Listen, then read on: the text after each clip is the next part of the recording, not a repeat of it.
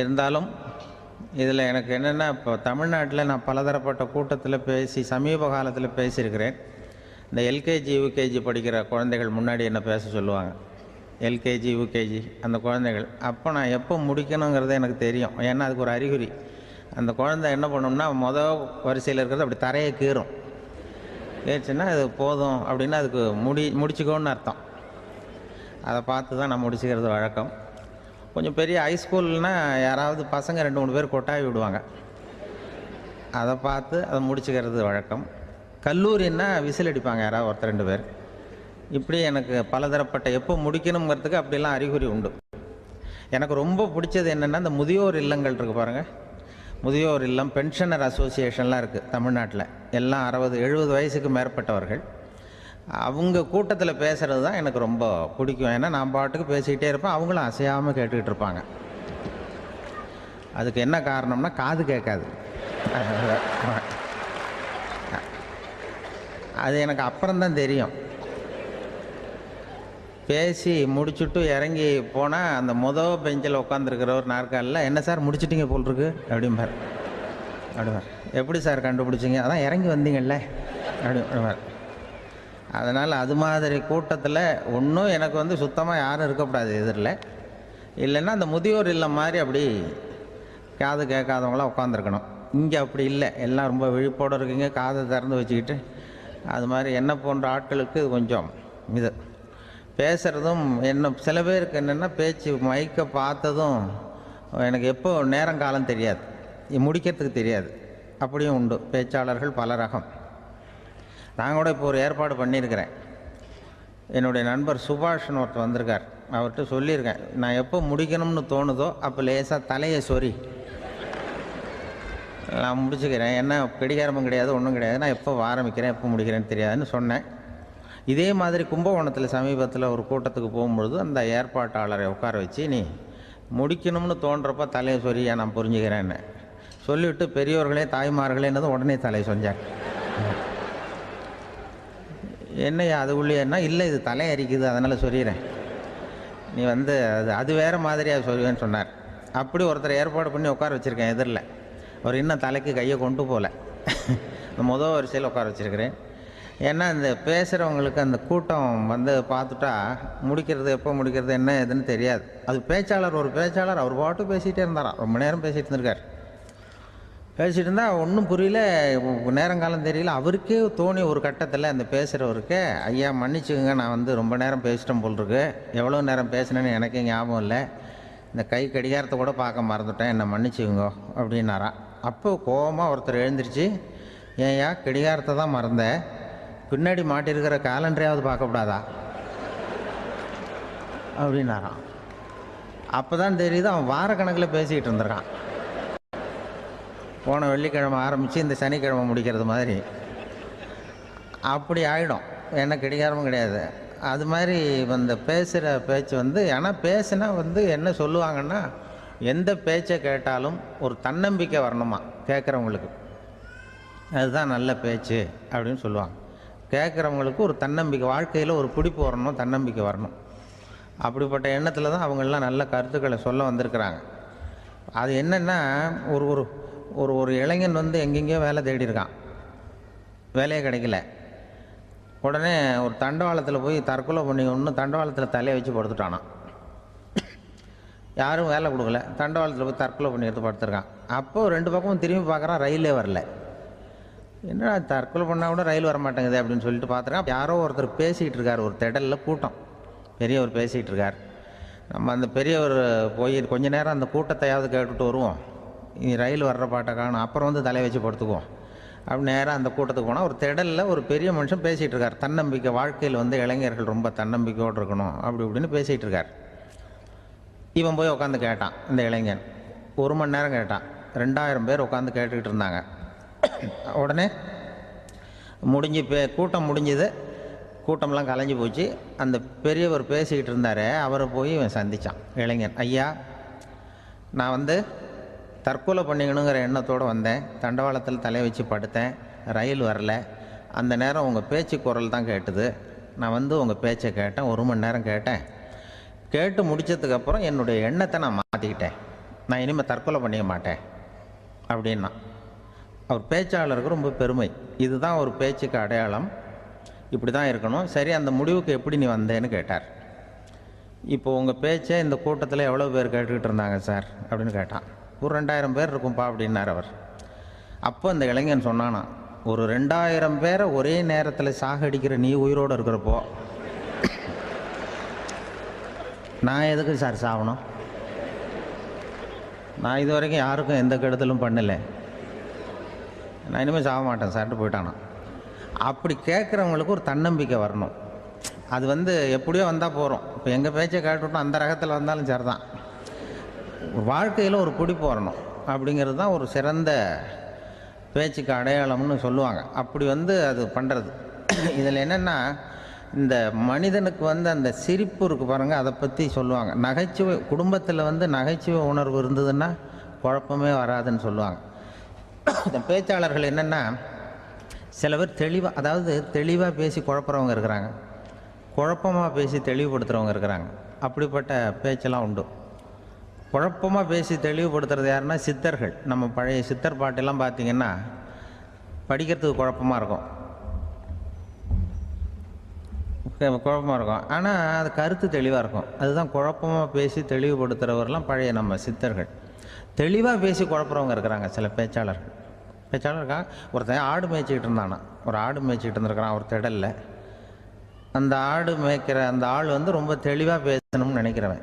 அவர்கிட்ட போய் கேட்டிருக்கான். அந்த ஆள்கிட்ட போய் ஒருத்தன் கேட்டான், மந்தையில் எத்தனை ஆடுப்பா இருக்குது அப்படின்னா. அப்போ அவன் சொன்னான், ஆடு மேய்க்கிறவன், சார் எதையும் தெளிவாக கேட்கணும், நீ கருப்பாட்டை கேட்குறியா வெள்ளாட்டை கேட்குறியா அப்படின்ட்டுருக்கான்.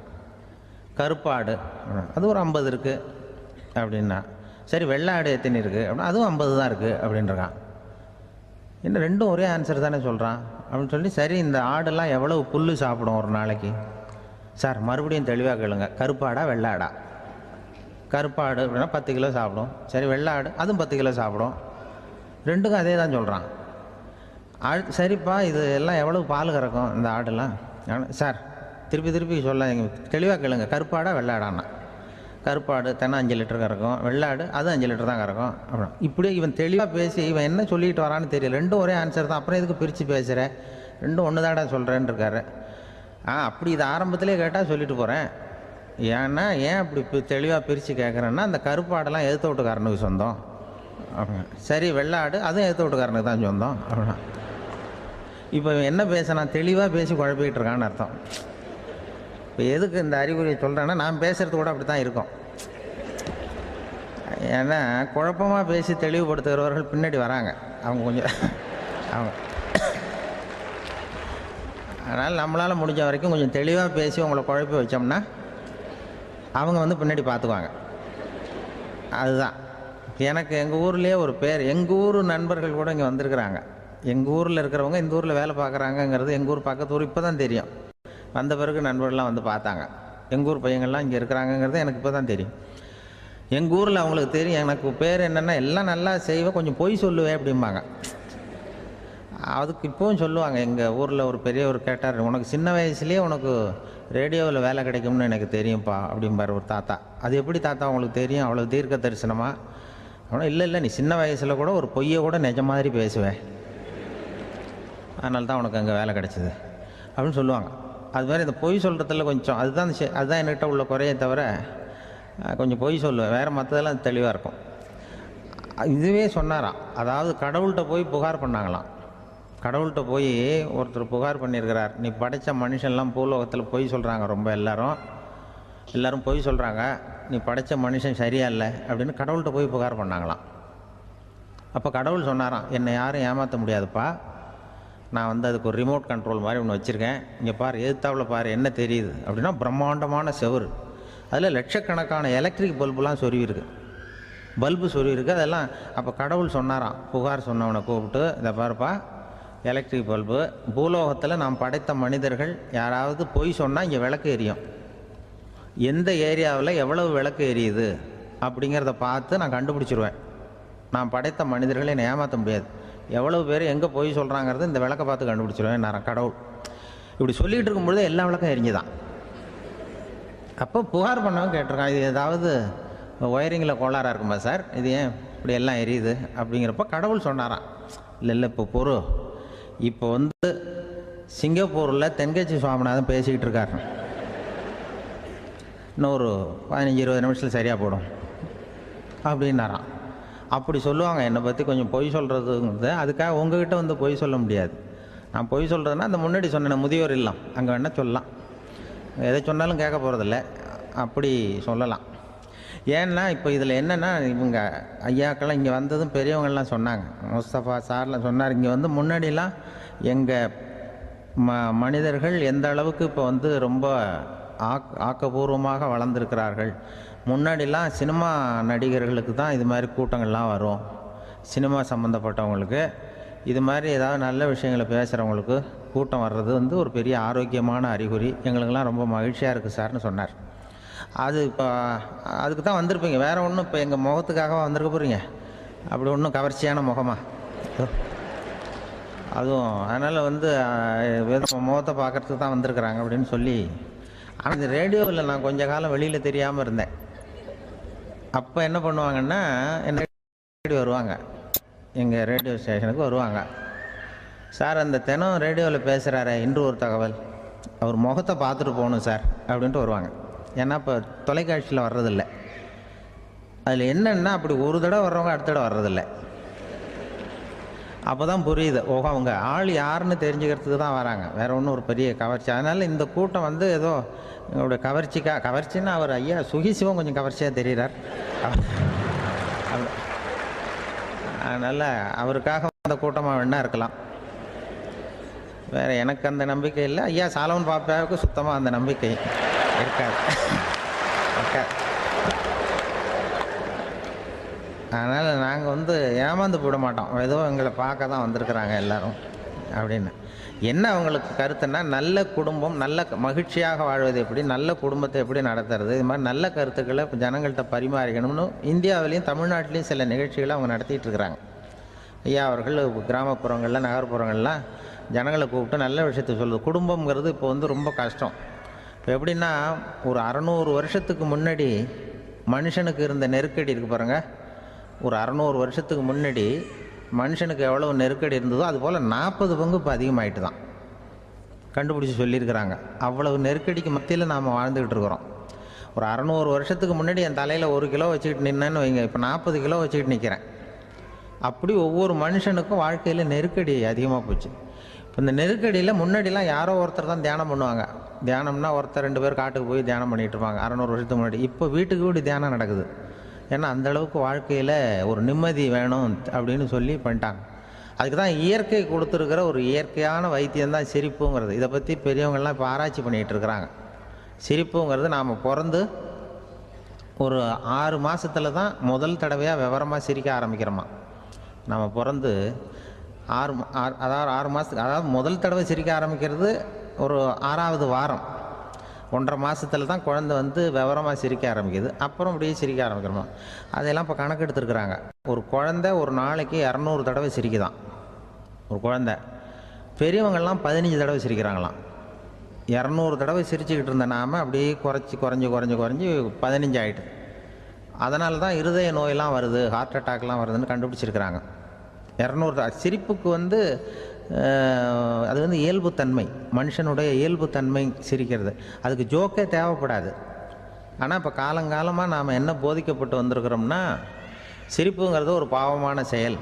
ஒரு முதலாளிக்கு முன்னாடி தொழிலாளி சிரித்தா மரியாதை குறைச்சல், ஒரு கணவனுக்கு முன்னாடி மனைவி சிரித்தா மரியாதை குறைச்சல், அது மாதிரி ஒரு வாத்தியாருக்கு முன்னாடி பையன் சிரித்தா மரியாதை குறைச்சல், ஒரு ஆஃபீஸருக்கு முன்னாடி பியூனு சிரித்தா மரியாதை குறைச்சல், இப்படின்னு சொல்லி சிரிப்புங்கிறது ஏதோ மரியாதை குறைவான செயல்னு காலங்காலமாக நாம் போதிக்கப்பட்டு வந்திருக்கிறோம்.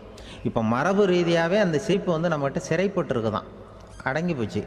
அந்த சிறைப்பட்டு இருக்கிற சிரிப்பை வெளியில் கொண்டு வர்றதுக்கு தான் ஜோக்குன்னு ஒரு சாவியை போட வேண்டியிருக்கு. வேறு இந்த ஜோக்குக்கும் சிரிப்புக்கும் சம்மந்தம் இல்லை. அதை ஏற்கனவே இருக்கிறத வெளில கொண்டு வரதுக்கு ஒரு சாவி மாதிரி உபயோகப்படுதுன்னு இப்போ அதை பற்றி ஆராய்ச்சி பண்ணுறவங்களாம் சொல்கிறாங்க. ஏன்னா சிரிப்புக்கு ஜோக்கு தேவைப்படாது. இப்போ ஒரு குழந்தை தொட்டிலில் படுத்துருக்குன்னு வைங்களேன், குழந்தை தொட்டிலில் இருக்குது, அது முகத்துக்கிட்ட போய் ஒரு கிளுகிழுப்பை ஆட்டுங்க சிரிக்கும். அந்த கிளுகிழுப்பை சத்தமே சிரிக்க வைக்கிறதுல அதுதான் மனுஷனுடைய இயல்புத்தன்மை. அது என்ன ஜோக்காது? சத்தம். ஒரு கிளுகிழுப்பை கொண்டு போய் குழந்தை முகத்துக்கிட்ட ஆட்டினா சிரிக்குதே, அதுதான் இயல்புத்தன்மை. அதே கிளுகிழுப்பே ஒரு தாத்தா மூஞ்சிக்கிட்டு ஆட்டுங்க, கோவம் வந்துடும், அடிக்க வருவார். என்னடா விளையாட்டு இது அப்படிம்பாரு. ஏன்னா அவர் சிரிச்சுக்கிட்டு இருந்தவர், அப்படி இருந்தவர் ஒரு காலத்தில். ஒரு கிளுகிழுப்புக்கு சிரித்தவர் ஒரு காலத்தில் இப்போ கோவப்படுறாருன்னா அந்த அளவுக்கு நம்ம மாறி போயிட்டே வந்துக்கிட்டு இருக்கிறோம். அதனால் அந்த இயல்புத்தன்மை மாறாமல் இருக்கணுங்கிறது ரொம்ப முக்கியம். அதுக்காக எல்லோரையும் குழந்தையாக்க முடியாது. மனுஷன் எல்லோரும் இனிமேல் வயசுங்கிறது கூட ஆகிட்டே தான் இருக்கும். அதுக்காக குறைச்சிக்கிட்டே போக முடியாது. அதுக்கு யாராவது மருந்து கண்டுபிடிச்சாதான் உண்டு. ஆனால் ஒருத்தர் மருந்து கண்டுபிடிச்சாராம், சொல்லுவாங்க. ஒரு டாக்டர் ஒரு மாத்திரை கண்டுபிடிச்சாராம். ஒரு மாத்திரை சாப்பிட்டா ஒரு வயசு குறையும், ஒரு மாத்திரை சாப்பிட்டா ஒரு வயசு குறையும் அப்படின்னு ஒரு மாத்திரையை கண்டுபிடிச்சிருக்கார். ஒரு பாட்டி அம்மா, 90 வயசு பாட்டி, அது போயிருக்கு. அதே டாக்டர்கிட்ட போய், ஐயா எனக்கு ஒரு பாட்டில் மாத்திரை கொடுங்க, இந்த வயசு குறையிற மாத்திரை அப்படின்றது. அவர் ஒரு பாட்டில் கொடுத்தார் மாத்திரை. பாரும்மா பாட்டியம்மா, ஒரு மாத்திரை சாப்பிட்டா ஒரு வயசு குறையும், எடுத்துகிட்டு போகணும்னு கொடுத்துருக்காரு டாக்டர். இந்த 90 வயசு பாட்டி எடுத்துகிட்டு வீட்டுக்கு வந்துட்டு மறுநாள் அதே டாக்டர்கிட்ட போயிருக்கு. 30 வயசு பொண்ணாக போச்சான். 30 வயசு பொண்ணாக மாறி அதே டாக்டர்கிட்ட போயிருக்கு. இடுப்பில் ஒரு கை குழந்தை, அது சட்டை கிட்ட போடாமல் கட்டவரில் வாயில் வச்சுட்டு உட்காந்துருக்கு. நேராக டாக்டர்கிட்ட போய், டாக்டர் நேற்று வந்தேன், ஏதோ ஒரு மாத்திரை சாப்பிட்டா ஒரு வயசு குறையினீங்க, நான் ஏதோ ஒரு ஆர்வத்தில் ஒரு 30-40 மாத்திரை சாப்பிட்டேன், இப்படி ஆகிட்டேன் அப்படின்னு. இப்போ டாக்டர் சொல்லியிருக்காரு, இதுக்கு ஏமா வருத்தப்படுற, எல்லோரும் வயசு குறையணும்னு தான் நினைக்கிறாங்க, உனக்கு வயசு குறைஞ்சிட்டுது, நீ சந்தோஷப்படு, இதுக்கே மறுபடியும் என்னட்ட வந்திருக்கிற அப்படின்னாரான் டாக்டர். அப்போ அந்த அம்மா சொல்லித்தேன், அதை என்னை பற்றி பரவாயில்ல டாக்டர், என் இடுப்பில் பாருங்கள் கை குழந்தை, இது சட்டை கிட்ட போடாமல் உட்காந்துருக்கு, கட்டவரில் வாயில் வச்சுட்டு உட்காந்துருக்கு, இது ரொம்ப ஆர்வத்தில் ஒரு 70 மாத்திரையை சாப்பிட்டு விட்டுது, இது என் வீட்டுக்காரரு. இவர் இடுப்பு விட்டு கீழே இறங்க மாட்டேங்கிறார். நான் எதையாவது கொடுத்து வயசை கூட்டி இறக்கி விடுங்க டாக்டர் அப்படின்னு தான். அவர் ஏதோ நமக்கும் இதுக்கும் சம்மந்தம் இல்லைங்கிறது மாதிரி கட்டாரில் வச்சுட்டு அவர் பாட்டு உட்காந்துருக்கார். ஏதோ நமக்கு இந்த உலகமே இல்லை, நமக்கு சம்மந்தம் இல்லைங்கிற மாதிரி உட்காந்துருக்கார். இப்படியே நான் தூக்கிட்டு எங்கே அலையிறது அப்படின்னு தான். அதனால் வயசை குறைக்கிறது இயற்கைக்கு விரோதமாக நாம் பண்ண முடியாது. ஆனால் இந்த இயல்புத்தன்மை மாறாமல் வச்சுக்கலாம். குழந்தை மாதிரி மாற முடியாதே தவிர அந்த குழந்தை தன்மையோடு வாழறதுக்கு கற்றுக்கணும். அதுதான் வாழ்க்கையில் இன்பமாக வாழறதுக்கு வழி. குழந்தைத்தனமாக இருக்கக்கூடாது, குழந்தை தன்மையோடு இருக்கணும்னு சொல்லுவாங்க. குழந்தை தன்மைங்கிறது வேறு, குழந்தைத்தனம்ங்கிறது வேறு. அப்படி ஒரு மாத்திரை கண்டுபிடிச்சிட்டா இப்போ யாராவது ஒருத்தவங்க இடுப்பில் குழந்தைய தூக்கிட்டு போனால் போய் கேட்கணும், ஏம்மா இது ஏன் வீட்டுக்காரரா உன் குழந்தையா அப்படின்னு கேட்டு அதுக்கப்புறம் அவருக்கு வணக்கம் சொல்லணும். இப்படிலாம் ஆகிடும் நிலைமை. இயற்கையை நம்ம மாற்ற முடியாது, அதுக்கு தகுந்தாப்புல தான் நாம் பண்ணணும். குழந்தை தன்மையோடு வாழறதுக்கு குடும்பத்தில் குழந்தை தன்மைங்கிறது எப்படின்னா, இப்போ ஒரு சில பேருக்கு அந்த குழந்தைத்தன்மை உண்டு. ஒரு வீட்டில் ஒரு புள்ள படுத்துருக்கு, அம்மா எழுப்புறாங்க, காலேஜுக்கு நேரமாச்சு எழுந்திருப்பா, காலேஜுக்கு நேரமாச்சு எழுந்திருப்பா அப்படின்ட்டு. அந்த அம்மா அந்த புள்ளை சொல்லியிருக்கு, ஐயோ எனக்கு காலேஜுக்கு போகிறதுக்கே பிடிக்கலம்மா, என்னை தொந்தரவு பண்ணாத, காலேஜுக்கு போகிறதுக்கு எனக்கு பிடிக்கல அப்படின்னு தான். அப்போ அந்த அம்மா சொல்லியிருக்கு, ஏன் உனக்கு காலேஜுக்கு போகிறதுக்கு பிடிக்கல, கல்லூரிக்கு போகிறதுக்கு, அதுக்கு 2 காரணம் சொல்லு அப்படின்னு இருக்கா. அப்போ அந்த புள்ளை சொல்லிச்சான், ஏன் பிடிக்கலன்னா, கல்லூரியில் இருக்கிற வாத்தியாருக்கும் என்னை பிடிக்க மாட்டேங்குது, ஆசிரியர்களுக்கும். 2வது காரணம், கல்லூரியில் படிக்கிற மாணவர்களுக்கும் என்னை பிடிக்கல, அதனால் நான் காலேஜுக்கு போக மாட்டேன்ற குழந்தை புள்ள சொல்லியிருக்கு. அம்மா அப்படிலாம் நீ இதுக்காக போகாமல் இருக்கக்கூடாது, நீ போய் தான் ஆகணும் அப்படின்னு பிடிவாதமாக அந்த அம்மா பிள்ளைய எழுப்புனாங்களாம். சரி நான் எதுக்கு காலேஜ் போகணும்னு சொல்கிறேன், அதுக்கு நீ 2 காரணம் சொல்லு அப்படின்னு தான் அந்த புள்ள. அப்போ அந்த அம்மா சொன்னாங்களாம், நீ ஏன் காலேஜுக்கு போகணும்னா, முதல் காரணம் உனக்கு வயசு 52, 2வது காரணம் நீ தான் பிரின்சிபால் அப்படின்னு தான். என்ன இருந்தாலும் அவங்க அம்மாவுக்கு அது புள்ள தானே, அதுதான் குழந்தைத்தன்மைங்கிறது. 52 வயசுலேயும் குழந்தைத்தன்மையோடு இருக்கார் பாருங்கள், அதுதான் அந்த குழந்தைத்தன்மையோடு வாழறது தான் வெற்றிக்கு வழின்னு சொல்லுவாங்க. கணவன் இன்றைக்கி நேற்று என்னன்னு யோசிச்சுக்கிட்டு இருக்கிறப்போ உங்கள் ஊர் தொலைக்காட்சியிலேயே ஒரு நிகழ்ச்சி நடந்தது. அதாவது இந்த உறவுகளை பற்றி ஒரு பேட்டி எடுத்திருந்தாங்க. ஒரு அம்மா சொல்லுது, அதாவது கணவன் மனைவியாக இருந்துட்டு அப்புறம் விவாகரத்து வாங்கிக்கிட்டு அதுக்கப்புறம் அந்த அம்மா பேசுகிறத நேற்று தொலைக்காட்சியில் போட்டாங்க. அது என்ன சொல்லுதுன்னா, நாங்கள் கணவனும் மனைவியாக இருக்கிறப்போ எங்களுக்குள்ளே சண்டை வந்துக்கிட்டு இருந்தது, இப்போ விவாகரத்து வாங்கிட்டு இப்போ நண்பர்களாக இருக்கிறோம், இப்போ சண்டையே வர்றதில்லை எங்களுக்குள்ளே அப்படி பாருங்கள். கணவன் மனைவியாக இருந்தப்போ சண்டை வந்து தான், விவாகரத்து வாங்கினது மறுபடியும் நாங்கள் நல்லபடியாக தான் இருக்கிறோம், ஒன்றும் எங்களுக்கு சண்டை வரல, அப்படி இருக்குது இப்போ காலம் போய்கிட்டு இருக்கு. நேற்று அப்படி ஒரு இது என் கூட வேலை பார்க்குறப்போ ஒரு அம்மா இருந்தாங்க. அவங்க எப்போதும் அவங்க வீட்டுக்காரர் படத்தையே வச்சுருப்பாங்க, கையில் பத்திரமா வச்சுருப்பாங்க. அவ்வளவு மரியாதை மதிப்புன்னு சொல்லி நாங்கள்லாம் அவங்கள பெருசாக நினைப்போம். இது எதுக்குமா அவங்க வீட்டுக்காரர் படத்தை பத்திரமா இல்லை கையிலே வச்சுருக்கீங்களே, ஆஃபீஸுக்கெல்லாம் எடுத்துகிட்டு வந்து வச்சு அடிக்கடி எடுத்து பார்த்துக்குவாங்க. அவ்வளவு பிரியமாக அவங்க வீட்டுக்காரர் இல்லை. ஆமாம், எனக்கு வந்து ஏதாவது பிரச்சனை வந்துவிடுதுன்னா உடனே எங்கள் வீட்டுக்காரர் படத்தை எடுத்து பார்ப்பேன். பரவாயில்லையே இப்படி ஒரு இதாக. ஆமாம், இதை பார்த்துட்டு நினச்சிக்குவேன், இதை விட பிரச்சனை வேறு என்ன இருந்துட போகுது உலகத்தில் அப்படின்னு நினச்சிக்குவேன். உடனே எனக்கு எல்லாம் போயிடும் அப்படின்ட்டு தான். அப்படி ஒரு அம்மா இருந்தாங்க, இப்போவும் இருக்காங்க, வேலை பார்த்துக்கிட்டு இருக்காங்க. அப்படிலாம் நீங்கள் இங்கே இருக்கிற தாய்மார்கள் பெண்கள் யாராவது அப்படி கூட பண்ணலாம். யாரா எப்போதுமே உங்கள் வீட்டுக்காரர் படத்தை கையில் வச்சுக்கோங்க. அது ஒரு யோசனை, குடும்பம் குதூகலமாக இருக்கிறதுக்கு அது ஒரு யோசனை. அதே மாதிரி இவங்களும் அவங்க படத்தை வச்சுக்கலாம், வச்சுக்கிட்டு பிரச்சனை வரும்பொழுது பார்த்துக்கணும். இதை விட நமக்கு என்ன வந்துட போகுது பெருசா அப்படி தான் இருக்கணும். குடும்பம் வந்து நல்லபடியாக இருக்கணும்னா அதுக்கு இப்போ சொல்லுவாங்க, கடவுளே வந்து ஒரு வீட்டு கணவன் வீட்டு தலைவர் கனவுல வந்தாராம். கடவுள் வந்து இது மாதிரி உன்னை விட்டுட்டு உங்கள் குடும்பத்தை உன்னையெல்லாம் விட்டுட்டு போக போகிறேன்னா, அதனால் ஏதாவது வரம் வேணும்னா கேட்டு போய் வாங்கிக்கோ அப்படின்னு கடவுள் சொன்னாராம் இந்த குடும்ப தலைவர்கிட்ட. அவருக்கு என்ன கேட்குறதுன்னு புரியல. கடவுள் வந்து விட்டுட்டு போகிறேங்கிறார், ஏதாவது வரம் கேட்டுக்கோ அப்படின்னு நம்ம என்ன பண்ணுறது, என்ன கேட்குறதுன்னு ஒன்றும் புரியல. குழம்பிக்கிட்டு இருந்தான் அந்த ஆள் கனவுல. இப்போ கடவுள் சொன்னாராம், சரி நீ ரொம்ப குழப்பமாக இருக்க, நாளைக்கு மறுபடியும் உன் கனவுல வரேன், அதுக்குள்ளே நீ முடிவு பண்ணி வை, உனக்கு என்ன வரம் வேணுமோ கேட்டு வாங்கிக்கோ, உனக்கு வரம் கொடுத்துட்டு நான் போயிடுறேன், உன்னை விட்டுட்டு போகிறதா நான் முடிவு பண்ணிட்டேன் அப்படின்ட்டுருக்காரு கடவுள். சரி ஒரு நாள் அவகாசம் கொடுங்க, நாளைக்கு நான் அதுக்குள்ளே முடிவு பண்ணி வைக்கிறேன்ட்டு அவர் வந்தார். மறுநாள் முழிச்சுக்கிட்டார். முழிச்சுக்கிட்டு மனைவி மகன் மக்கள் எல்லாரையும் கூப்பிட்டார், குடும்பத்தில் எல்லாரையும். அப்படி வாங்க, இது மாதிரி நேற்று கனவுல வந்தார் கடவுள், நம்மளை விட்டுட்டு போக போகிறாராம், என்ன வரம் வேணும்னு கேட்டு வாங்கிங்கோ அப்படின்னு போய் சொல்லிட்டார். என்ன கேட்குறதுன்னா அப்படின்னு அந்த கணவன் கேட்குறான். இந்த மனைவி சொல்கிறாங்க, என் உடம்பு பூரா நகையாக இருக்கணும் அப்படின்னு கேள் அப்படின்ட்டுருக்கு. அதுக்குள்ளே அந்த ஒரு பொண்ணு ஓடி வந்து, அப்படிலாம் கேட்காதப்பா கடவுள்கிட்ட, இப்போ இருக்கிற சொத்து எவ்வளோ இருக்கோ அதுபோல் இன்னொரு பங்கு வேணும்னு கேள் அப்படின்னு. அந்த பையன் வந்து அவன் வேறு சொன்னான், அவன் அது நமக்கு வந்து இது போல் ஒரு 10 பங்காவது வேணும், 2 பங்களா கார் வேணும் அப்படின்னு அவன் ஒரு லிஸ்ட்டை கொடுத்தான். இவர் என்ன கேட்குறதுன்னு முடிவு பண்ணுறதுக்குள்ள அங்கே வேலை செய்கிற அம்மா, ஒரு வயசான அம்மா வந்திருக்கு, வேலை செய்கிற அம்மா. அது வந்து சொல்லிச்சான் இவர்கிட்ட, தப்பாரு கடவுள்கிட்ட அப்படிலாம் கேட்காதப்பா, நாளைக்கு வரும்பொழுது என்ன வர வேணும்னா எங்கள் குடும்பத்தில் எல்லாரும் அன்பாக இருக்கணும் பாசமாக இருக்கணும்னு கேட்டு வாங்கிக்கோ, வரத்தை அன்பு பாசம் குடும்பத்தில் எப்போதும் நிலவணும்னு கேட்டு வாங்கிக்கோ, வேற எல்லாம் நம்ம பார்த்துக்கலான்னு இந்த பெரியம்மா சொல்லிச்சான். மறுநாள் அதே மாதிரி படுத்து தூங்கினார். கடவுள் கனவுல வந்தார். வந்து கேட்கும்பொழுது இவர் சொன்னாராம், ஐயா எனக்கு வந்து எங்கள் குடும்பத்தில் நாங்கள் கணவன் மனைவி புள்ள குட்டி எல்லாம் பாசமாக இருக்கணும் அன்பாக இருக்கணும், இதுதான் எங்களுக்கு வர வேணும் அப்படின்னு கேட்டாராம். இவர் கேட்டதும் கடவுள் வந்து தலையை சொரிய ஆரம்பிச்சிட்டாராம். ஏன் என்ன யோசிக்கிறீங்கன்னு கேட்டிருக்காரு.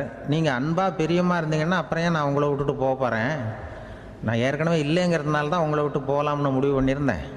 இப்போ நீங்கள் ஏற்கனவே பாசமாக இருந்தீங்கன்னா நான் இனிமேல் போக மாட்டேன், அதனால் ஏன் முடிவும் மாற்றிக்க வேண்டியதுதான், உங்கள் கூட தான் இருக்க போகிறேன்னாராம். இப்படி ஒரு கதை சொல்லுவாங்க. அதனால் ஒரு குடும்பத்தில் அந்தந்த உறவு முறைகள் சரியாக இருக்கிற வரைக்கும் எல்லாம் நல்லாயிருக்கும். அங்கே தான் அங்கே இறைவன் வாழும் இல்லம்ங்கிறாங்களே, அதுதான் அது. அதில் அந்த குடும்ப தலைவருங்கிறவர் கணவன் அப்படிங்கிறதுனால அவருக்கு தான் பொறுப்பு. அவருக்கு நிறைய சகிப்புத்தன்மை வேணும், கோபம் வரக்கூடாது, யார் என்ன சொன்னாலும் போகணும். சில கணவன்மார்கள் வந்து எது சொன்னாலும் மனைவி வந்து தட்டுறதில்லை. அங்கே போனால் போவாங்க, எதுக்கு போக சொல்கிறேன்னு கேட்குறதில்ல, போகிறது. இங்கே வான்னா வர்றது.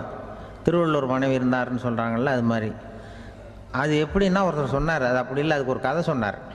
ஹிட்லர் வந்து வந்தாராம் ஒரு தடவை, ஒரு பெரிய கப்பல் மேலே, கப்பலுடைய மேல் தளத்தில் ஹிட்லர் வந்துக்கிட்டு இருக்கார். ஒரு இங்கிலீஷ் கேப்டன் எதிரில் நிற்கிறான். அவனுக்கு பெரிய ஆச்சரியம், இந்த ஆள் எப்படி இப்படி ஒரு தனி மனிதனாக இருந்துக்கிட்டு உலகத்தையே இப்படி இந்த பாடுபடுத்துகிறார் அப்படின்னு சொல்லி, உன்னுடைய வெற்றிக்கு என்ன காரணம்னு கேட்டாராம் அந்த இங்கிலீஷ் கேப்டன். இப்போ ஹிட்லர் சொன்னாராம், என்னுடைய வெற்றிக்கு காரணம் என்கிட்ட வேலை செய்கிற ஊழியர்கள், நான் கிழிச்ச கோட்டை தாண்ட மாட்டாங்க, நான் என்ன சொல்கிறேனோ அதை உடனே செய்வாங்க, ஏன் எதுக்குன்னு எதிர்த்து பேச மாட்டாங்க, அதுதான் என்னுடைய வெற்றிக்கு காரணம் அப்படின்னு சொல்லி அதை நிரூபித்து காட்டுறேன் பார் அப்படின்னு சொல்லி கையை தட்டினாராம் ஹிட்லர். உடனே ஒரு சிப்பாய் அங்கேருந்து வந்து லெஃப்ட் ரைட் போட்டு வந்து சல்யூட் பண்ணி நின்னான். உடனே ஹிட்லர் சொன்னார், நீ அப்படியே இந்த கப்பல் மேல் தளத்துலேருந்து அப்படி கடலில் விழுந்து செத்து போடா அப்படின்னு பொத்துன்னு குதிச்சுட்டான். எதுக்கு சொல்கிறேன் என்ன இதில், உடனே குதிச்சு செத்து போட்டான். இவருக்கு பெரிய ஆச்சரியம் கேப்டனுக்கு. ஹிட்லர் சொன்னார், இதுதான் என்னுடைய வெற்றி காரணம், தப்பார் இன்னொருத்தனை கூப்பிட்றேன் அப்படின்னு தட்டினா இந்த பக்கத்துலேருந்து ஒருத்தன் வந்தான், லெஃப்ட் ரைட் வந்து நின்னா, நீ இப்படி குதிச்சு செத்து போடா அப்படின்னு பொத்தனை குதிச்சிட்டான். எதுக்கு போக சொல்கிறீங்கன்னு ஒன்றுமே கேட்கல, குதினா உடனே குதிச்சிட்டான். அப்போ ஹிட்லர் சொன்னார், இதே மாதிரி என்னுடைய ஒவ்வொரு ஊழியர்களும் இருக்கிறாங்க, நானும் ஊழியர்களை இழக்கிறதுக்கு தயாராக இல்லை, தப்பார் தயாராக இருப்பேன் எப்போதும், தப்பார் இன்னொருத்தரம் தட்டுறேன்னு இன்னொருத்தர் வந்தார். எதிர்த்தாவில் இருந்து ஒருத்தன் லெஃப்ட் ரைட் சல்யூட் அடித்தான். நீயும் குதிச்சு செத்து போடான்ருக்கார் ஹிட்லர். இவனால் பொறுக்க முடியல, இந்த இங்கிலீஷ் கேப்டன் அனாவசியமாக ஒவ்வொருத்தனாக குதிச்சுட்றானேன்னு சொல்லி ஓடி போய் அவனை குதிச்சிட்டான். குதிக்கிறதுக்கு முன்னாடி பிடிச்சி தனியாக எடுத்துகிட்டு போட்டான்.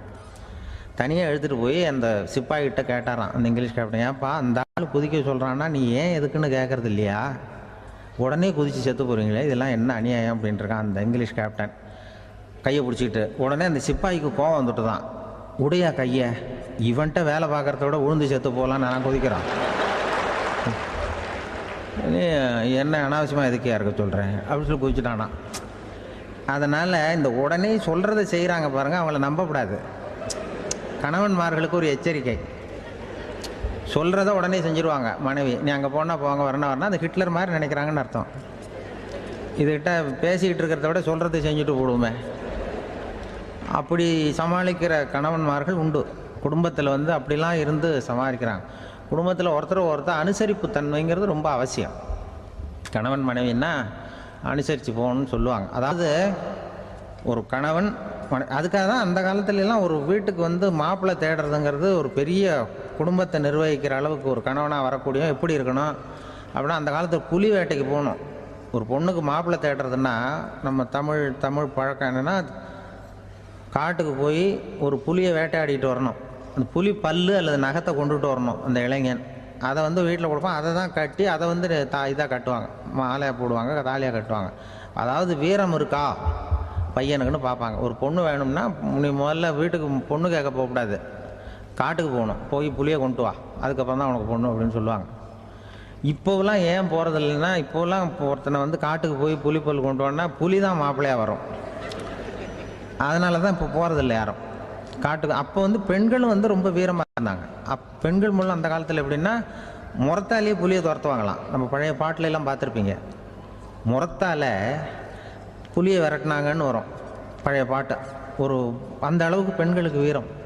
இப்போ கல்யாணம் ஆகி இந்த காலத்தில் ஒரு கணவனை விரட்டிட்டு வந்தாங்களாம் முறத்தை எடுத்துக்கிட்டு. ஒரு மனைவி அவன் பயந்துட்டு வெளில ஓடி வரான், பின்னாடி முறத்தை எடுத்துகிட்டு அந்த அம்மா ஓடி வருது. இவனை தனியாக பிடிச்சி கொண்டு போய், என்னப்பா இந்த மனைவிட்டு இப்படி பயந்து ஓடி வரையே, முறத்தால் துரத்துறா இப்படி வரையே அப்படின்னு தான் அவன் அப்படியே தடுமாறிக்கிட்டு, அதெல்லாம் ஒன்றும் இல்லை, அவன் என்னை புலியாக நினைக்கிறா அப்படின்னு ஒரு பெருமையாக சொல்லிட்டானான். அந்த காலத்தில் புலியை தான் முறத்தால் விரட்டினாங்க, இப்போ புருஷனை விரட்டுறாங்க அப்படின்னு சொல்லி. அப்படி அந்த காலத்தில் கணவனுக்கு ஒரு குடும்பத்தை நிர்வகிக்கிற திறமை இருக்கா, உடல் வலிமை தான் முக்கியம். இப்போ கூட மதுரை பக்கத்தில் ஐயாவுக்கு தெரியும், அந்த இளவட்டக்கல்லுன்னு ஒரு ஊர் எல்லையில் கிடக்கும். ஊர் எல்லையில் ஒரு பெரிய கல் கிடக்கும். அந்த ஊருக்கு பொண்ணு கேட்க போகிறவங்க அந்த கல்லை தலைக்கு மேலே தூக்கி காட்டணும், அப்படியே தூக்கி தலைக்கு மேலே வசதி கீழே போடணும். அந்த வலு இருந்தால் தான் நீங்கள் அந்த ஊருக்குள்ளேயே போகலாம், பொண்ணு கேட்குறதுக்கு போகலாம், இல்லைன்னா நீ திரும்பி போக வேண்டியதான். அந்த வலிமை இருக்கா மாப்பிள்ளைன்னு பார்க்குறாங்க, இளவட்டக்கல்லுன்னு பேர். அப்போ என்ன பண்ணாங்கன்னா, ஒரு 1000 வருஷத்துக்கு முன்னாடி அந்த கல்லை தலைக்கு மேலே தூக்கி கீழே போடுவாங்களாம். ஒரு 500 வருஷத்துக்கு முன்னாடி அப்படி கொஞ்சம் தூரம் இடுப்பு அளவுக்கு தூக்கி கீழே போட்டுக்கிட்டு இருந்துருக்குறாங்க. அதுக்கப்புறம் ஒரு 100 வருஷத்துக்கு முன்னாடியெல்லாம் அப்படி முழங்கால அளவுக்கு அப்படி தூக்கி போட்டால் போகிறோம்னு வச்சுருந்தாங்களாம்.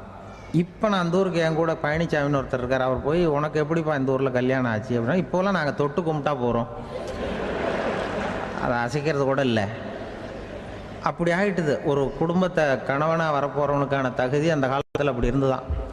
அப்படி கணவன் தேர்ந்தெடுக்கிறது, குடும்ப தலைவனை தேர்ந்தெடுக்கிறது ஒரு பெரிய காரியம். ஒரு பெரிய செல்வந்தர் போட்டி வச்சாராம், ஒரு நீச்சல் குளம், அதில் யார் வேணாலும் குதித்து அந்த பக்கம் போய் கரையேறலாம். அந்த நீச்சல் குளத்தில் விஷப்பாம்புலாம் கிடக்கு. யார் துணிஞ்சி அந்த விஷப்பாம்பு இருக்கிற குளத்தில் குதித்து அந்த பக்கம் போய் கரையேறானோ அவனுக்கு ஒரு 100 ஏக்கர் நிலம் கொடுப்பேன், அது வேண்டான்னா ஒரு 1000 ஆடு கொடுப்பேன், அதுவும் வேண்டான்னா என் பொண்ணை கொடுப்பேன் அப்படின்னு போட்டி வச்சார். அதான் மாப்பிள்ளையை தேர்ந்தெடுக்கிறதுக்கு அவர் ஒரு வழி, நீச்சல் குளத்தில் குதிச்சு கரையேறணும். இப்போ அந்த ஊரில் இருக்கிற இளைஞர்கள்லாம் பார்க்குறாங்க அந்த குளத்தில் குதிக்கணும்னு. ஆனால் குளத்தில் வெறும் விஷப்பாம்புலாம் கிடக்கு. இது என்ன பண்ணுறதுன்னு பார்த்தா யாருமே குதிக்கிறதுக்கு தைரியம் வரல. திடீர்னு ஒருத்தன் துணிஞ்சு குதிச்சான். படபடன்னு அடிச்சுட்டு போய் அந்த பக்கம் கரையேறிட்டான். கரையேறின உடனே பரவாயில்லையே ஒரு ஆள் வந்துட்டான்னு சொல்லி அவனை அந்த இளைஞனை போய் பிடிச்சிட்டு வந்தாங்க. அந்த பெரியவர் கேட்டார், ஏப்பா இவ்வளவு பெரிய விஷப்பாம்பெல்லாம் கிடக்கிற நீச்சல் குளத்தில் நீ துணிஞ்சு குதித்து கரையேறி இருக்கிற, உனக்கு என்ன 1000 ஏக்கர் நிலம் கொடுத்துருவா, 100 ஏக்கர் நிலம் கொடுக்குவா சொல்கிறப்படி அப்படின்னா வேண்டாம் சார்ன்றான். ஓஹோ அப்படின்னா ஒரு 1000 ஆடு வேணுமா உனக்கு அப்படின்னா அதுவும் வேண்டாம் சார். ஓ அப்படின்னா என் பொண்ணு வேணுமா அப்படின்னா அதுவும் வேண்டாம் சாருங்கிறான். அப்புறம் எதுக்குடா குதிச்சுன்ட்டு என்ன உனக்கு என்ன தான் வேணும் அப்படின்னு கேட்டிருக்காரு. என்னை எவன் பிடிச்சி தள்ளி விட்டான்னு தெரியணும் அப்படின்றான். அதுக்காக அவன் பார்த்துருக்கான். அப்படி இருந்தால் தான் துணிச்சல் வரும் இந்த காலத்தில். எதுக்கு இவ்வளவு சங்கடம்லாம் வச்சாங்கன்னா, ஒரு குடும்பத்துக்கு தலைவராக வர வேண்டிய ஒரு ஆள், கணவனாக இருக்க வேண்டியவனுக்கு துணிச்சல் இருக்கா, தைரியம் இருக்கா அப்படிங்கிறது பார்க்கறதுக்காக இப்படிப்பட்ட தேர்வு முறைகள்லாம் வச்சுருந்தாங்க அந்த காலத்துலலாம். இப்போலாம் கல்யாணம் பண்ணுறது ஆளுக்கு நேரில் பார்க்காமலே கூட கல்யாணம் நடக்குது இன்டர்நெட்டில். இப்போ சர்டிஃபிகேட் கேட்குறாங்க, நோய் நொடி இல்லாமல் இருக்காரா பார்.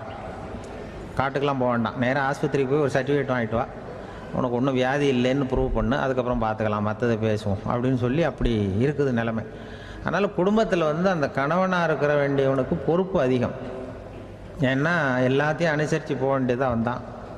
அப்படி தான் இருக்குது.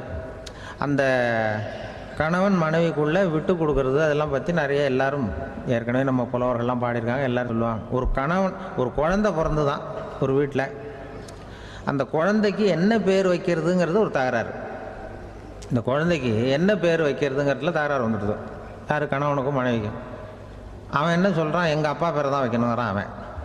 இந்த அம்மா என்ன சொல்லுது, இல்லை எங்கள் அப்பா பேரை தான் வைக்கணும் அப்படிங்குது. காலையிலேருந்து சண்டை, தகராறு. எதிர்த்த வீட்டுக்காரன் பார்த்தான், இது என்ன காலையிலேருந்து எதிர்த்த வீட்டில் தகராறு நடக்குது, என்னென்னு போய் கேட்டிருக்கான். என்னம்மா உங்களுக்கு உள்ள தகராறு, காலையிலேருந்து பார்த்தேன் அப்படின்னா, ஒன்றும் இல்லைம்மா, எங்கள் குழந்தைக்கு பேர் வைக்கிறதுல எங்களுக்கு உள்ளே ஒத்து போக முடியல, நான் எங்கள் அப்பா பேரை வைக்கணுங்கிறேன், அந்த அம்மா அவங்க அப்பா பேரை வைக்கணுங்குது, அதுதான் எங்களால் குடும்பத்தில் ஒரு நிம்மதி இல்லாமல் இருக்கிறோம், தகராறு பண்ணிகிட்ருக்கோம் அப்படின்னு நானா. அப்போ எதிர்த்த வீட்டுக்காரன் சொல்லியிருக்கான், எதிர்த்த வீட்டுக்காரன்னு நான் எதுக்கு இருக்கிறேன், நான் பஞ்சாயத்து பண்ணி வைக்கிறேன், இப்போ உங்களுக்குள்ள என்ன இது பேர் தானே வைக்கணும், ஏன்ப்பா உங்கள் அப்பா பேர் என்ன அப்படின்னு அவனை கேட்டிருக்கான். எங்கள் அப்பா பேர் சீனிவாசன் அப்படின்ட்டுருக்கான். இந்த அம்மாவை உங்கள் அப்பா பேர் என்னம்மா, கிருஷ்ணன் அப்படின்னு சொல்லி இவன் யோசித்து பார்த்தான். குழந்தைக்கு சீனிவாச கோபாலகிருஷ்ணன்னு பேர் வைங்க போங்க அப்படின்ட்டு போயிட்டான். ஏற்ற விட்டு தீர்த்து வச்சுட்டு போயிட்டான். போனதுக்கப்புறம் இவங்க 2 பேரும் பேசிக்கிட்டாங்க. சரி, இந்த சீனிவாசன் சரி கிருஷ்ணன் சரி, நடுவில் கோபாலம் யார்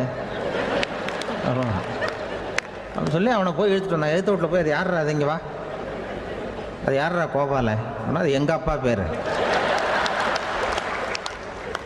நீ அதை மட்டும் எதுக்கு விட்டு வைக்கிற, அதையும் சேர்த்து வச்சுட்டு போடான்னு. அதாவது குடும்பத்தில் ஒரு கணவனும் மனைவியும் ஒரு சின்ன விஷயத்தில் கூட ஒத்து போகலன்னா இப்படி தான் ஏற்று விட்டுக்காரன் பஞ்சாயத்துக்கு வருவான். கோபாலன்னு குறுக்க வருவான் ஒருத்தன். அப்படி அந்த அனுசரிப்புங்கிறது குடும்பத்தில் ரொம்ப அவசியம். கணவனும் மனைவி அது ஒன்றுக்கு மேலே இந்த கல்யாணம் பண்ணிக்கிறாங்கல்ல, அது ரொம்ப அவஸ்தை. ஒருவனுக்கு ஒருத்திங்கிறது நம்ம இதெல்லாம் சொல்கிறது. ஒன்றுக்கு மேற்பட்ட திருமணங்கள் சங்கடத்தில் தான் கொண்டு விடும். நிறைய சொல்லுவாங்க. உலகத்திலேயே ஒரு பெரிய இது என்ன தெரியுங்களா, இயற்கை நிர்ணயம் பண்ணுது. இப்போ நம்ம சில பேருக்கு எனக்கு பொம்பளை பிள்ளை வேண்டாம் ஆம்பளை பிள்ளை வேண்டான்னு சொல்லி இந்த ஸ்கேன் பண்ணி என்னென்னவோ பண்ணிகிட்டு இருக்கிறாங்கல்ல. ஆனால் இயற்கை அந்த 50-50 ரேஷியோவை அது மெயின்டைன் பண்ணிகிட்ருக்கு. இந்த உலகத்தில் ஒரு அதிசயமான உண்மை என்னென்னா, 116 ஆம்பளை பிள்ளை பிறந்தா 100 பொம்பளை பிள்ளை பிறகுதான். உலக அளவில் 116 ஆம்பளை பிள்ளை பிறந்தா 100 பொம்பளை பிள்ளை பிறகுது. இது எதுக்கு 16 அதிகமாக பிறக்குதுன்னா, அந்த வாலிப வயசு அடையிறதுக்குள்ளே 16 செத்து போகுது. 16 அங்கங்கே ஓடுறது கொஞ்சம் முரட்டத்தனமாக போகிறதுனால செத்து போகுது. அந்த 50-50 இந்த ஒருத்தருக்கு ஒருத்தங்கிற ரேஷியோவை இயற்கை மெயின்டைன் பண்ணிட்டு இருக்கு. அது ஒரு பெரிய அதிசயம். அதை விட பெரிய அதிசயம் என்னென்னா, இந்த உலக யுத்தம் நடந்ததில்ல, முதல் உலக யுத்தம், 2வது யுத்தம், அப்போ பார்த்துருக்குறாங்க, கணக்கு எடுத்துருக்குறாங்க. அந்த யுத்தம் முடிஞ்ச பிறகு 116 ஆம்பளை பிள்ளைக்கு பதிலாக 160 170 பிறக்க ஆரம்பிச்சுதான். 100 பெண் குழந்தைக்கு 170 180 ஆண் குழந்தை. இது எதுக்குன்னா, அந்த போரில் செத்து போகுதில்ல ஆம்பளை பிள்ளைகள், அதை ஈடுகட்டுறதுக்காக அதிகமாக பிறக்க ஆரம்பிச்சிருக்கு.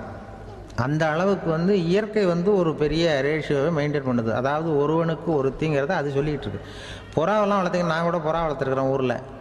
புறா வளர்த்திங்கன்னா ஒரு தடவைக்கு 2 முட்டை தான் விடும் ஒரு வீட்டுக்கு. அந்த 2 முட்டையும் குஞ்சு பறிச்சுன்னா அதில் ஒன்று ஆணாக இருக்கும், ஒன்று பொண்ணாக இருக்கும்.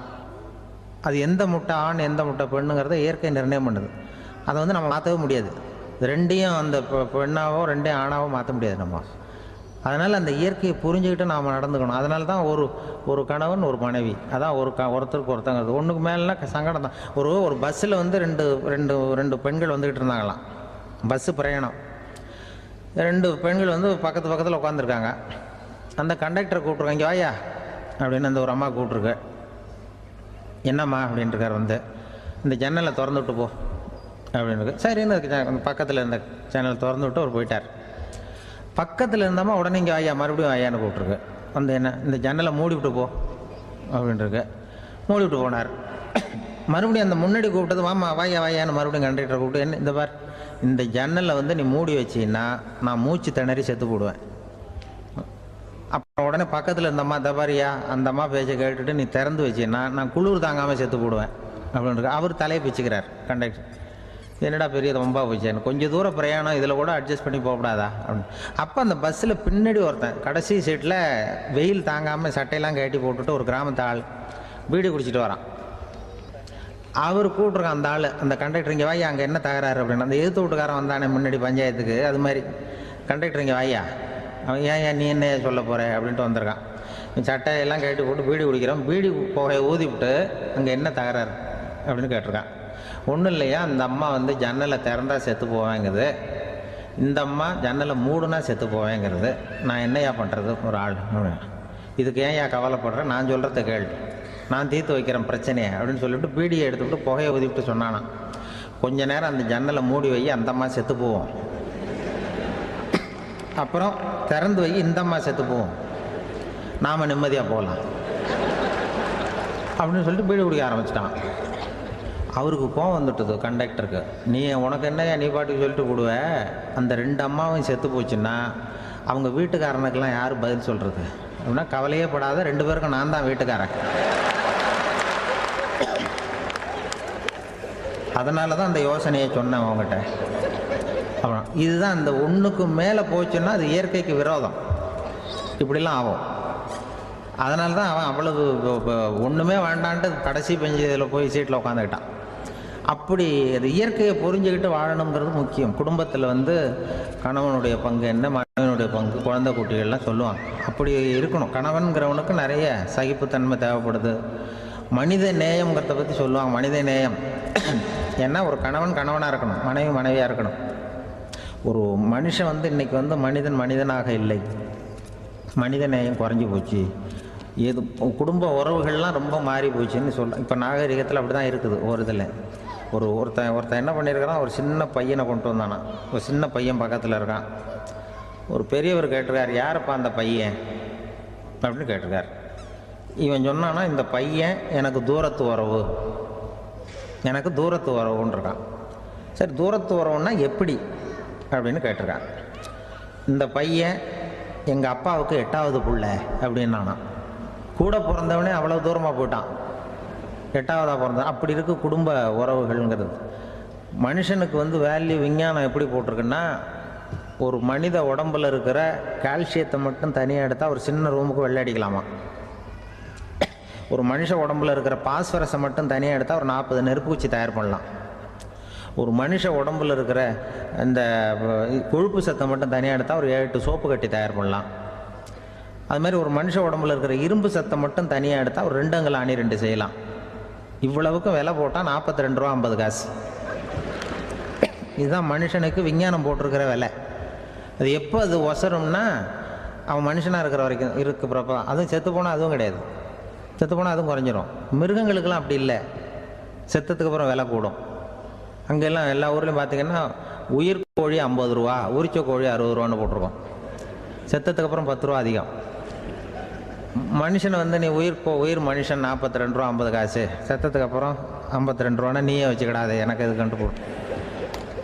அவன் வந்து எப்போ அவனுக்கு வேல்யூ கூடும்னா, மனிதனாக வாழும்பொழுது தான் வேல்யூ கூடும்.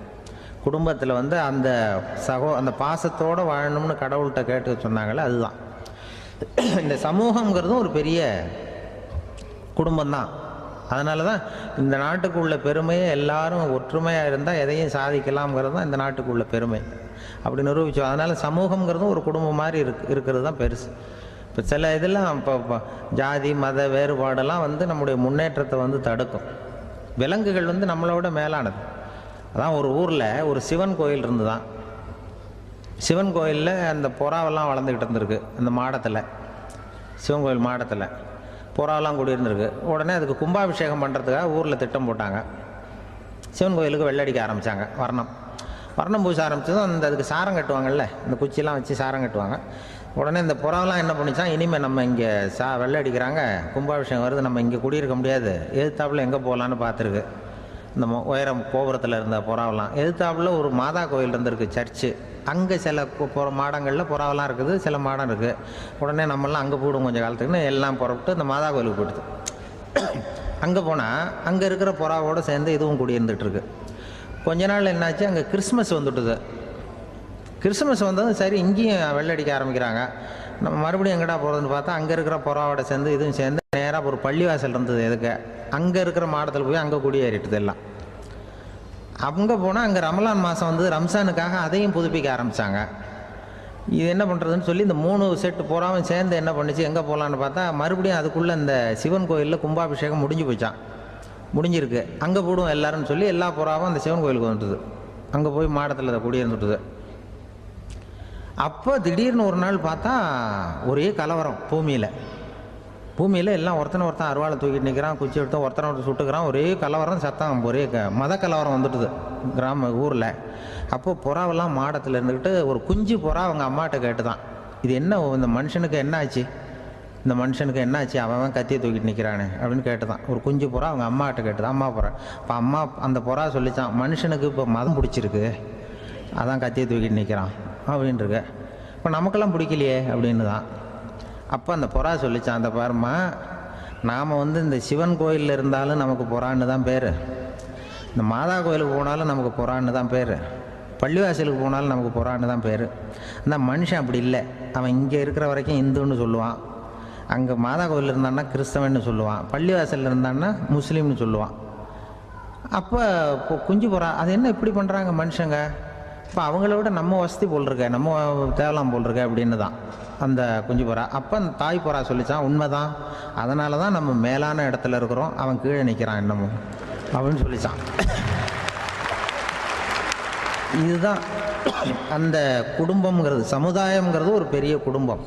அது அந்த புறாகிட்டேருந்து மனுஷன் கற்றுக்க வேண்டியிருக்கு. அப்படி இருக்குது இன்றைக்கி மனுஷனுடைய நிலைமை.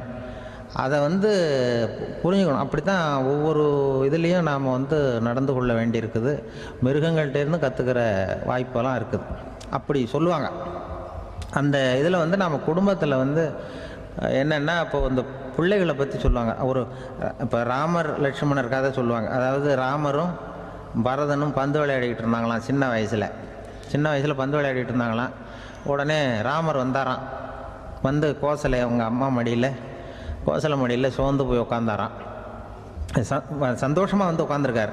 அப்போ அந்த கோசலை அம்மா கேட்டாங்களாம், ஏன்ப்பா அப்படி இவ்வளவு சந்தோஷமாக இருக்கே, என்ன காரணம் அப்படின்னு கேட்டிருக்கார். அப்படின்னு அந்த அம்மா கேட்டிருக்கு.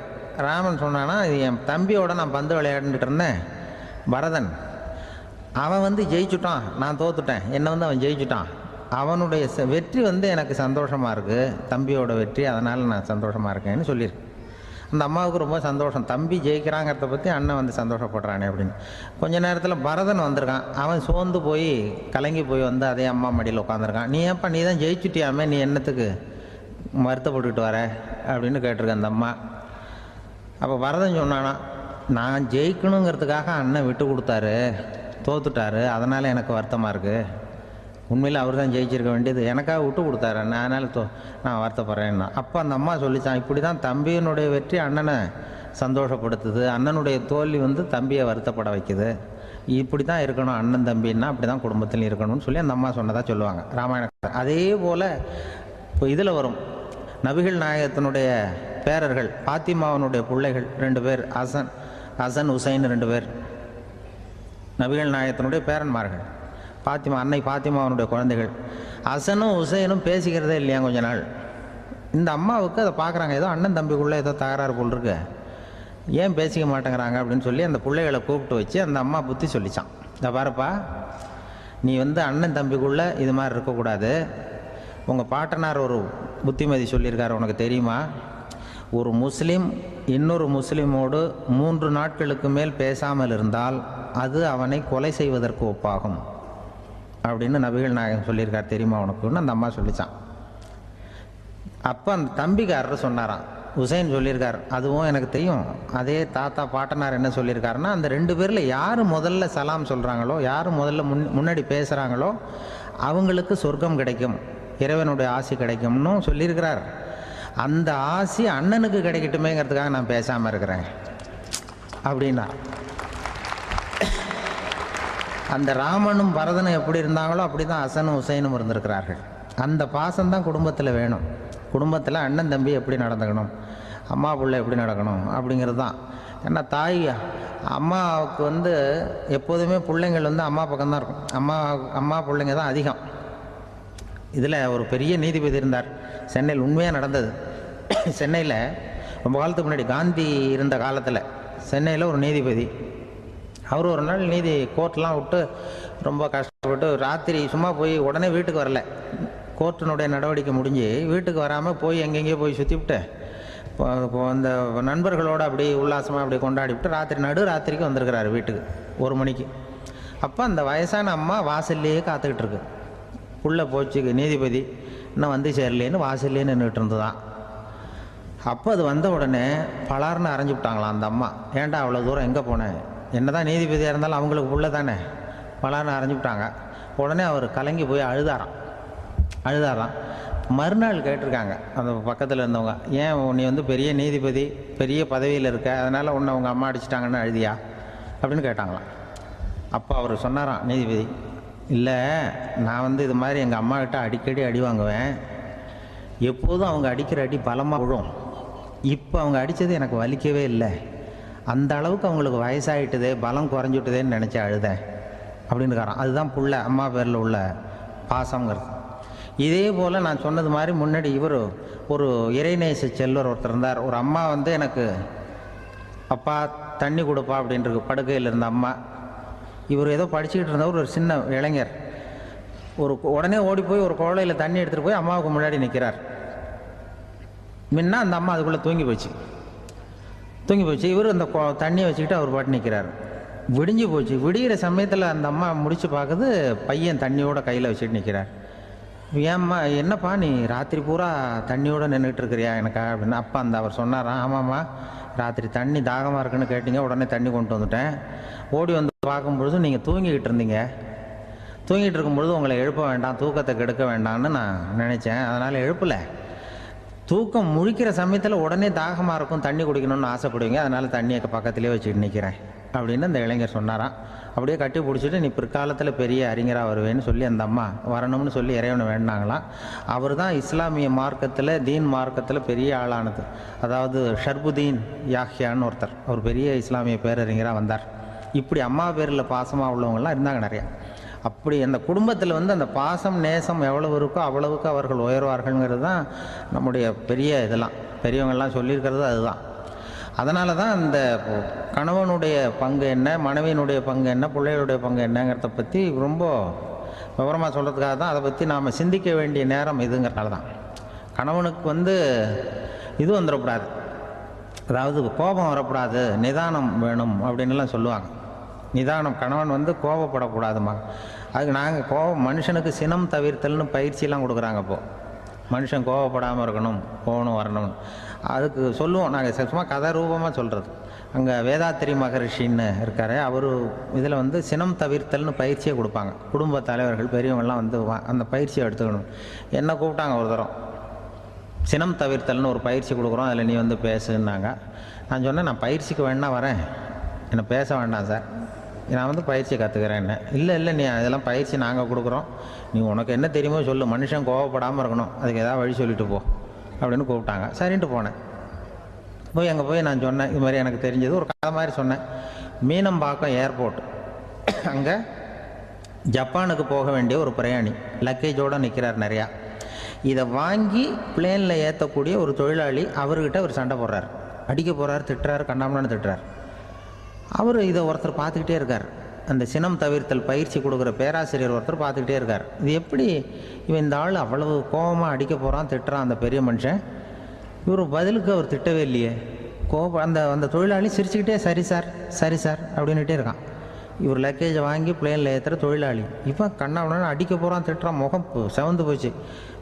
இவருக்கு என்ன ஆச்சரியம்னா இந்த ஆள் இவ்வளவு கோவப்படுறான், அதை வாங்கி அந்த தொழிலாளி கொஞ்சம் கூட முகத்தில் கோபமே படலையே, சிரித்த முகத்தோடு இருக்கானே, இவன் நமக்கு பயிற்சி வகுப்பு எடுக்கலாம் போல இருக்க அப்படின்னு இவர் நினச்சிட்டார்.